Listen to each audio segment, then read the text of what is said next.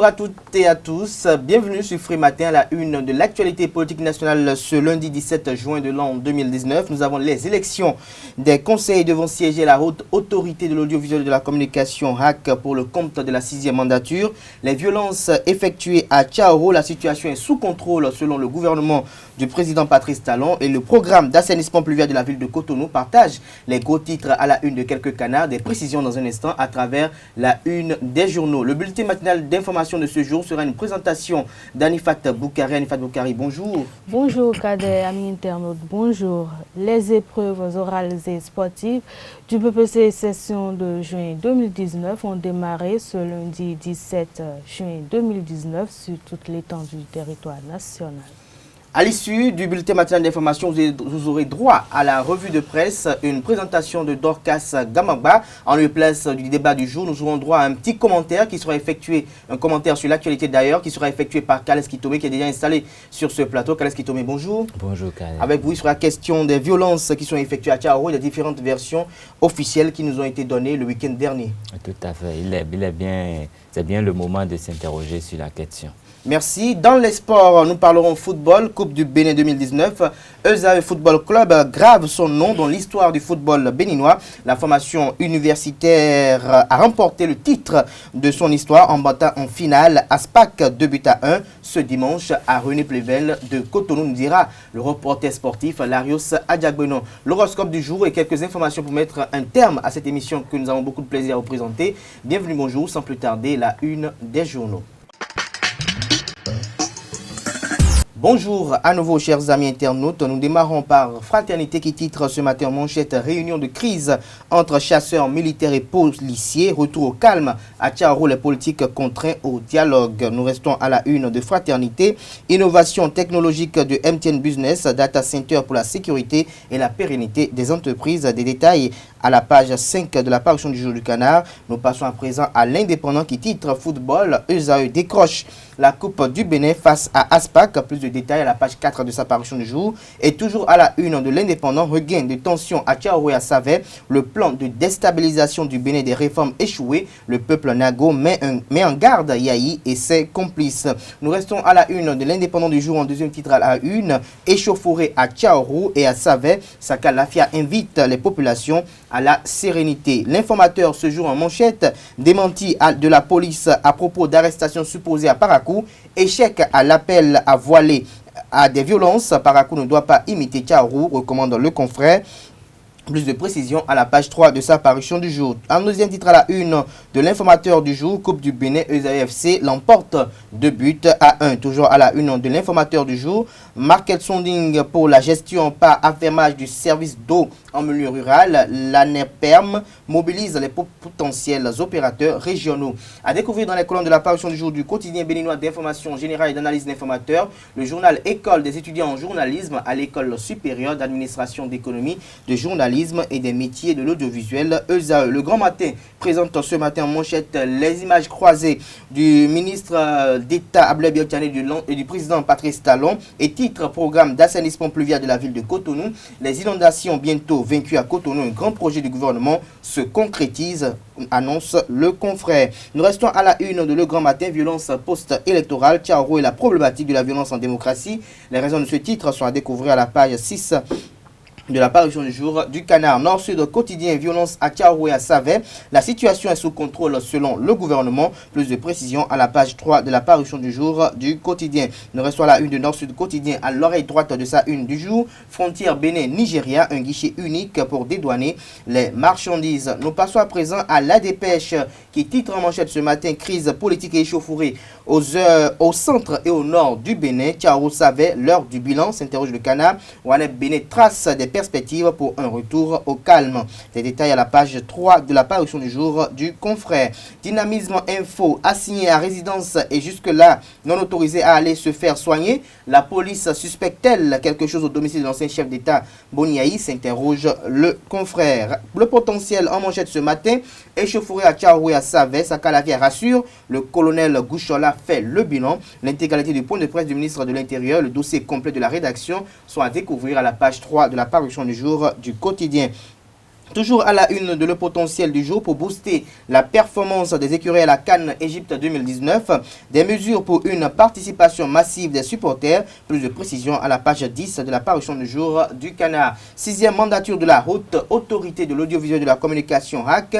Les représentants de la presse connus titre le matinal ce jour en manchette. Le Canard présente en manchette comme vous pouvez d'ailleurs l'apercevoir. Franck Potier pour la catégorie presse écrite.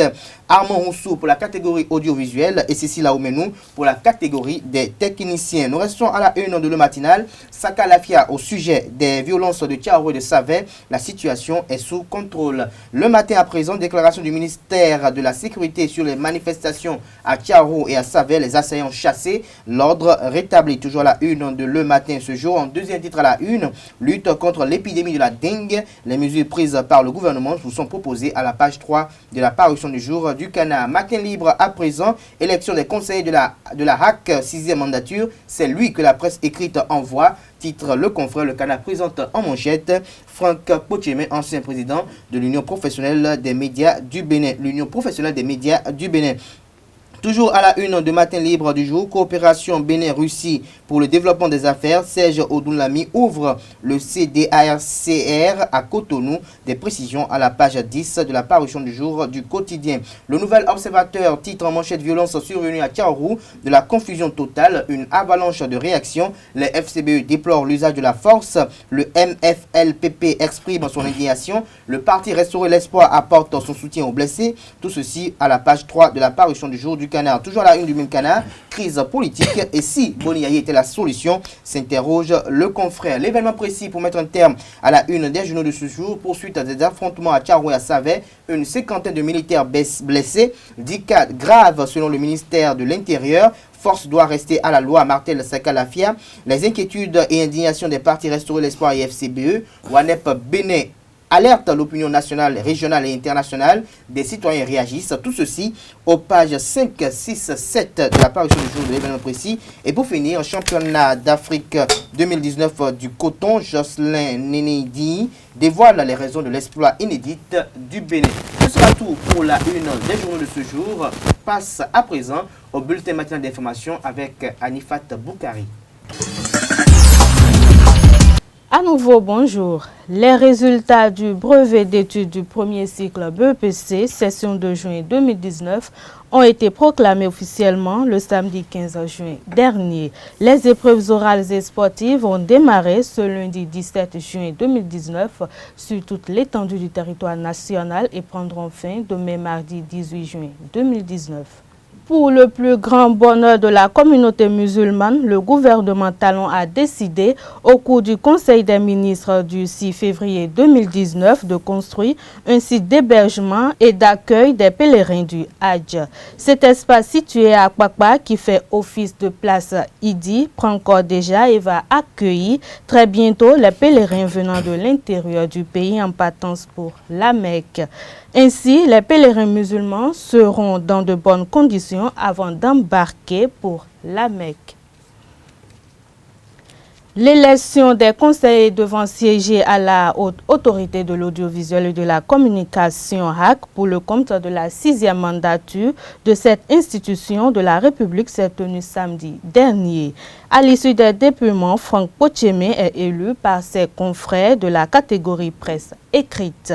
Dans la catégorie audiovisuelle, le candidat Armand Roussou est élu et Cécile Aoumenou a reçu l'approbation des techniciens pour siéger au sein de l'institution.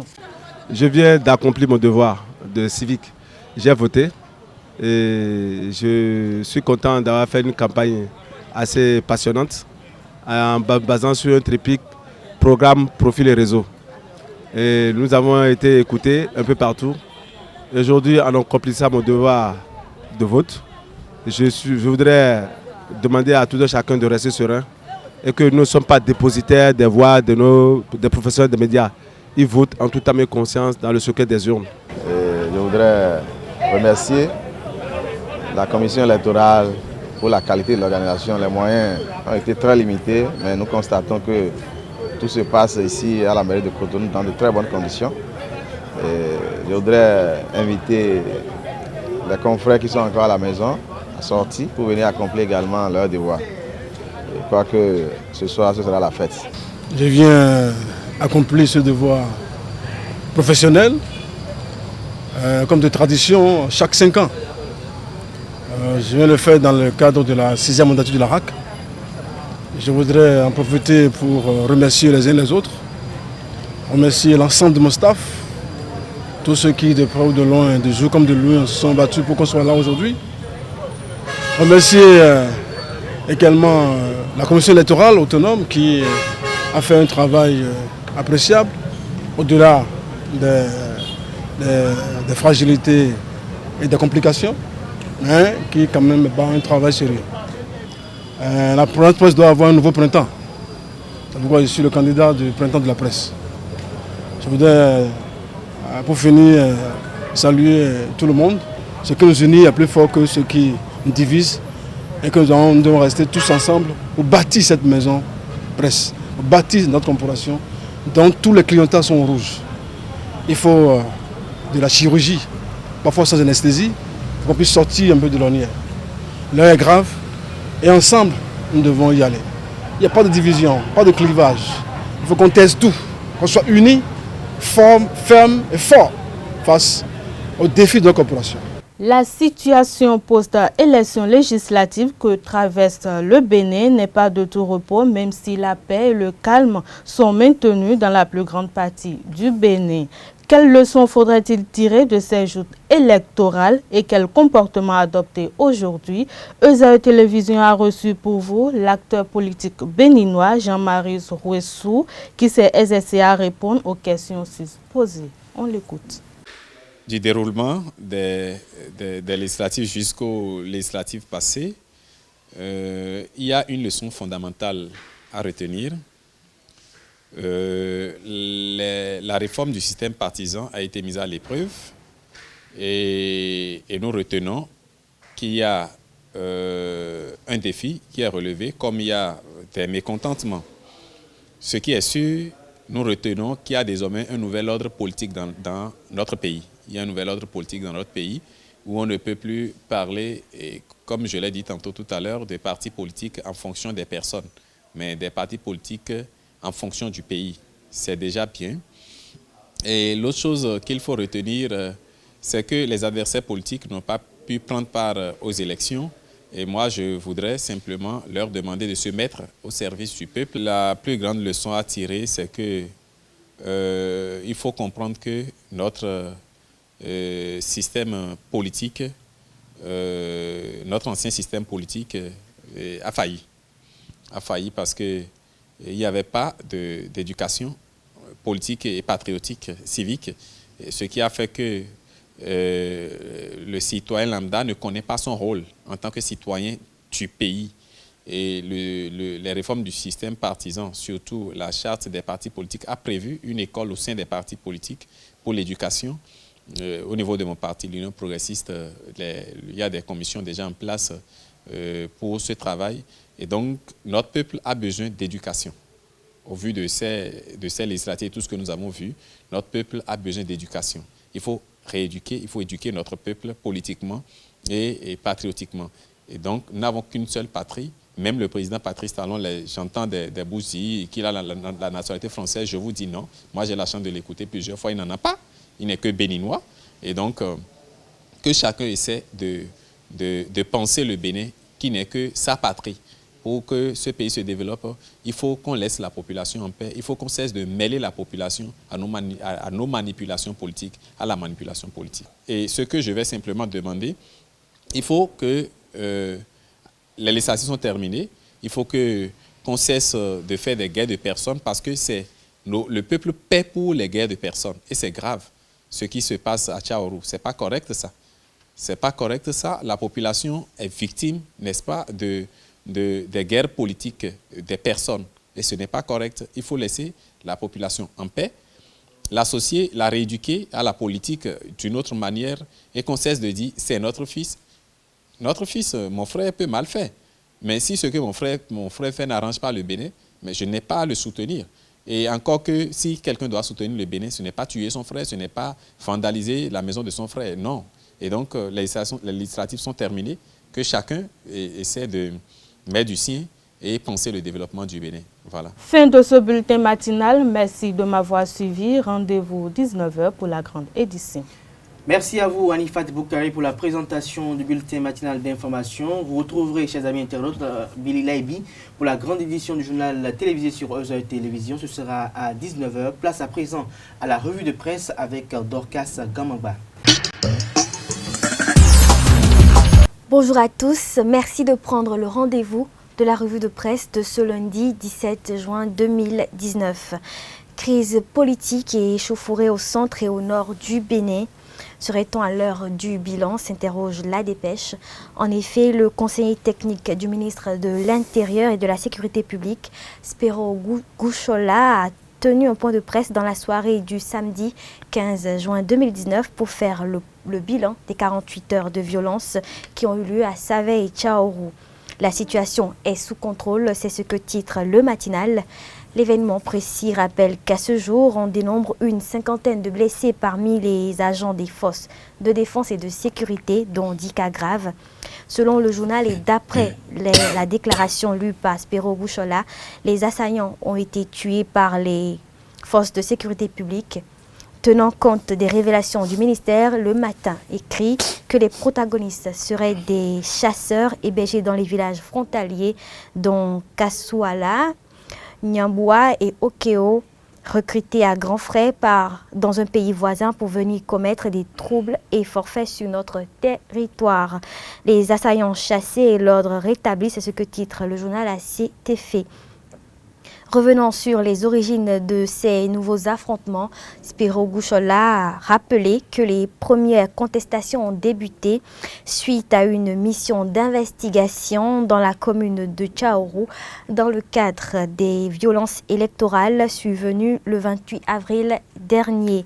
Le conseiller technique du ministre de l'Intérieur et de la Sécurité publique a rappelé que la police républicaine, dans l'optique de ne pas faire régner l'impunité, a décidé d'investiguer pour interpeller les auteurs de ces actes, mais une partie de la population s'était organisée pour empêcher la mission des policiers en érigeant des barricades sur les voies publiques et en brûlant des pneus. Nous poursuivons avec l'élection des représentants de la presse à la Haute Autorité de l'Audiovisuel et de la Communication. Les noms des nouveaux conseillers pour représenter les professionnels des médias devant siéger à la 6e mandature de la HAC sont désormais connus. Il s'agit de l'ancien président de l'Union des professionnels des médias, Franck Pochemé, élu dans la catégorie presse écrite, Dama Oussou, élu dans la catégorie journaliste audiovisuel, et enfin de Cécile Aoumenou, plébiscité dans la catégorie des techniciens audiovisuels. La fumée blanche est apparue dans le ciel à l'issue des élections, c'est ce qu'écrit le quotidien L'événement précis. En effet, très tôt ce samedi, les professionnels des médias avaient massivement rallié les centres de vote pour élire les 3 conseillers devant défendre leur cause à la HAC pour les 5 prochaines années. Selon le journal, les 8 heures de vote ont été respectées dans les centres qui ont ouvert très tôt leurs portes aux professionnels des médias. Tous les regards sont désormais tournés vers la CEAC pour la proclamation des résultats définitifs. Après l'euphorie de leurs élections, les ambassadeurs des médias devront désormais affronter les nombreux défis qui les attendent. Sport pour finir, le quotidien L'Informateur annonce que ZAE FC a remporté la Coupe du Bénin ce dimanche 16 juin 2019 devant l'équipe d'Aspac au stade René Pleven à Cotonou. ZAE FC l'emporte 2-1, c'est ce que titre le journal.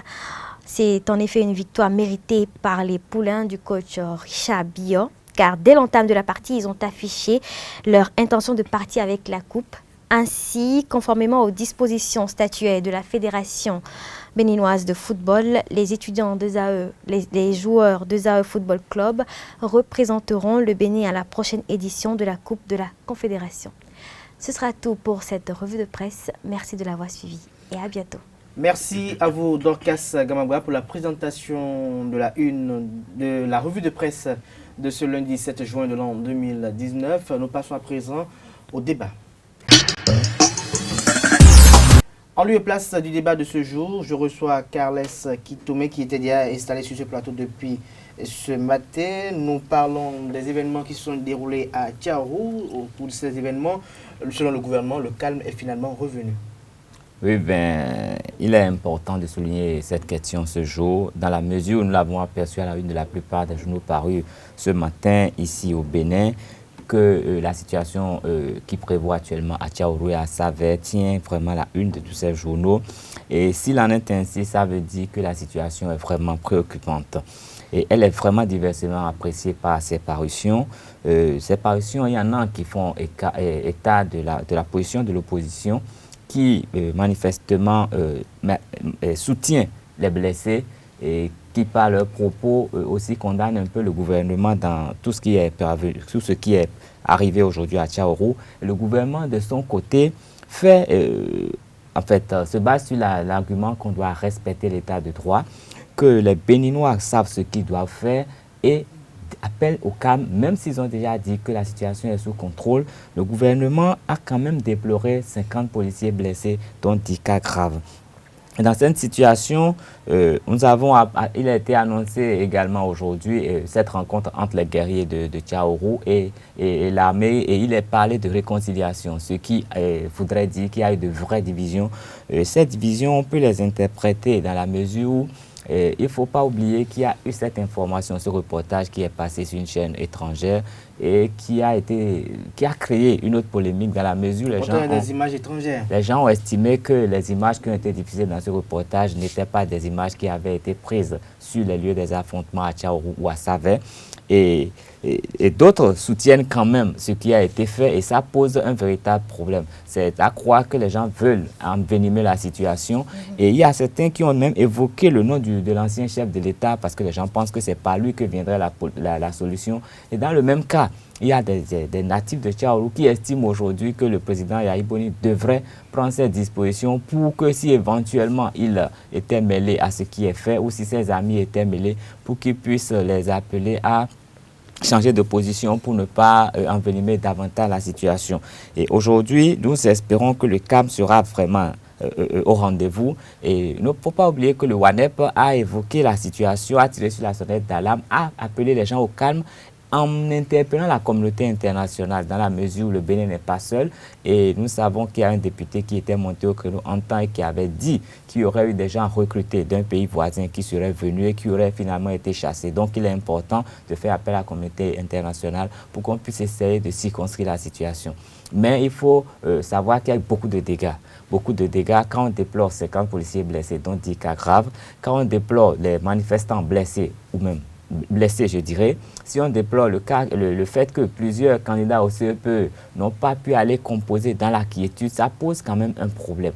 Et il faut rappeler que c'est depuis la nuit du 9 juin que cette situation avait commencé, avec l'action de la police qui était venue interpeller quelques personnes qui auraient été mêlées aux manifestations qui avaient perturbé les législatives du 28 avril passé. Et dès le lendemain, les populations n'ont pas aimé qu'on vienne interpeller les leurs. On ne sait pas qui les a motivés à agir, mais ils ont réagi violemment et jusqu'à aller bloquer la voie inter-État, ce qui n'est pas bien, ce n'est pas la meilleure façon de revendiquer. Ils ont toutes les façons de revendiquer, les gens sont arrêtés, on peut aller voir ce qui se passe, on peut toucher les policiers pour savoir exactement ce qu'est la situation et surtout dire la vérité pour qu'on puisse savoir qui a cassé, qui n'a pas cassé. Si dans la foulée, on a brûlé, on a incendié la maison d'un ancien ambassadeur, l'ambassadeur Takassi, et le lendemain, on a incendié le commissariat de Tiaourou. Ça fait quand même pas mal de dégâts. Et on a incendié des maisons, on a molesté des gens. Et il était important qu'on puisse quand même interpeller les personnes qui sont reconnues pour avoir pris part à ce genre de manifestation ou qui sont soupçonnées, rien que le temps de calmer vraiment la colère de ceux qui ont été touchés. Parce que quand on va les laisser en ville, c'est des gens qui se connaissent, c'est la même localité. Les gens peuvent être appelés à vouloir réagir et ça peut créer de graves problèmes. Donc il fallait forcément les interpeller, mais la population, entre griffes, ne l'a pas entendu de la même manière. Mais quand on se réfère aujourd'hui aux différentes déclarations, on peut dire qu'il s'agit d'une population manipulée. Mais nous, notre souhait, c'est que le calme revienne. C'est vrai, on parle plus de Tiaourou, mais il n'y a pas que Tiaourou, il y a Savè. Et les gens qui font aujourd'hui la navette en Cotonou et Parakou sont obligés de passer par une autre voie, ce qui rend le voyage plus long, ça devient plus coûteux, ce qui veut dire qu'il y a beaucoup d'impacts sociologiques, économiques et qu'il faudrait essayer de s'y conseiller. Espérons que la déclaration du ministre de l'Intérieur va en fait s'avérer véritablement et que les habitants, les populations de Tchao vont essayer de respecter à nouveau l'état de droit, vont se considérer comme des Béninois à part entière et que le Bénin va retrouver son unité et que notre démocratie va retrouver ses lettres de noblesse qui sont en train d'être aujourd'hui un peu entachées. Merci à vous, Carles Kitomé, pour ce commentaire. Nous passons à présent à la page sportive avec Larius Adjagbina. Les sports sur Frématel, Larius Adjagbina, bonjour. Oui, bonjour Kader. Nous parlons football, Coupe du Bénin 2019. ESAE Football Club grave son nom dans l'histoire du football béninois. La formation universitaire a remporté le premier titre de son histoire en battant en finale ASPAC 2-1 ce dimanche à René Pleven de Cotonou. Oui, exactement Kader. Il faut dire que l'équipe professionnelle de football de l'école supérieure d'administration, d'économie, de journalisme et des métiers de l'audiovisuel ESAE FC est désormais entrée dans le cercle très fermé des vainqueurs de la Coupe du Bénin en devenant le 12e titré lors de cette compétition. Marcel Dandinou et ses coéquipiers ont bien entamé la partie. Ils ont entamé la partie de la meilleure des manières en ouvrant le score dès la 20e seconde, j'allais dire vers la 20e seconde. Mais Aspac va égaliser peu avant la demi-heure sur un pénalty de Hospice Aromandegbe. Et il faut dire que les deux équipes sont parties à la pause avec ce score de parité d'un but partout. Et au retour des vestiaires, la formation universitaire a imprimé sa marque de fabrique, celle-là même qu'on le connaît depuis l'entame de cette saison.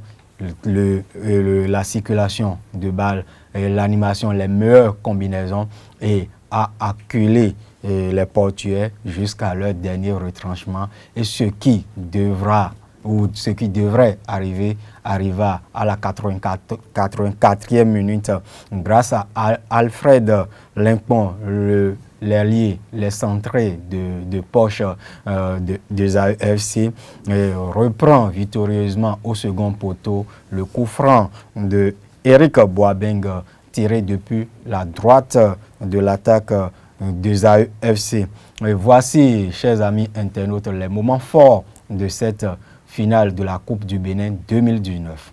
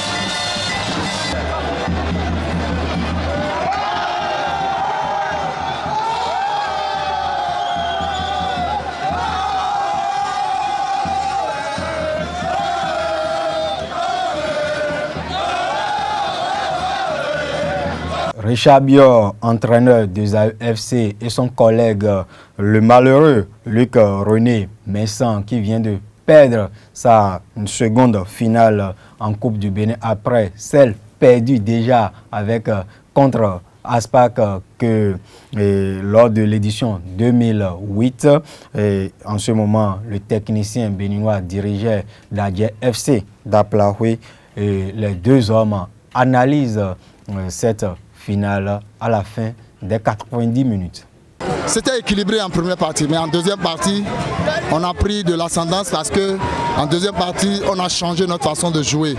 Ils jouaient à 3 derrière, donc j'ai demandé à mes avants de rester sur les 3 défenseurs, ce qui nous a permis d'avoir le dessus sur eux. Vous allez constater que nous avons en deuxième partie muselé le milieu de terrain, nous avons carrément pris le milieu de terrain. C'est ce qui nous a permis de venir à bout de cette équipe. Mais écoutez, une finale ne se joue pas, une finale se gagne. L'équipe qui est un peu plus décisive a gagné la partie. On a manqué un peu de pattes physiques, on a manqué de fraîcheur au milieu du terrain. Il y a des choses qu'on ne devait pas faire, on l'a fait. Et ça nous a coûté 2 actions nettes, vous avez vu. On a encaissé un but dès l'entame du match. Ça nous a mis en difficulté. Puis après on est revenu au score, mais par inadvertance, encore on a encaissé un second qui nous fait mal. Ça fait mal. Alors, c'était le dernier match officiel de la saison 2018. Quelques heures après la finale, les meilleurs footballeurs béninois de la saison ont été distingués lors d'une soirée de gala. Effectivement, il faut dire que c'est la première édition du Bénin Football Award sous la nouvelle ère qui règne sur le sport roi au Bénin depuis le 25 août 2018 avec l'élection de Mathurin Téchacus à la tête de la Fédération béninoise de football. Retenons que Patrick Agbeinou, entraîneur de Real Sport de Parakou, a été désigné meilleur entraîneur de la Ligue 2, tandis que son collègue Stanislas Akele de l'Estonais de Boycon a désigné meilleur entraîneur de la Vitalor Ligue 1. Les 2 meilleurs buteurs du championnat, Idrissou Saliou et Mohamed Saka, ont été récompensés hier. Les 2 hommes ont inscrit 14 buts au cours de la saison. Et le meilleur buteur de la Ligue 2 avec 22 unités, un Nigérian Uche, a également été primé et des distinctions d'honneur ont été également attribuées aux partenaires et aux institutions et autres personnalités qui ont œuvré dans l'ombre pour ce football béninois, pour le renouveau du football béninois. On a notamment primé notre compatriote Jean-Marc Adjovi Boko, l'ancien capitaine des écureuils du Bénin qui, depuis un certain temps, travaille dans l'ombre pour que ce football éclore. Et également, les meilleures équipes de l'année, il y a le champion du Bénin 2019, les Buffs FC du Borgou ont été également distingués.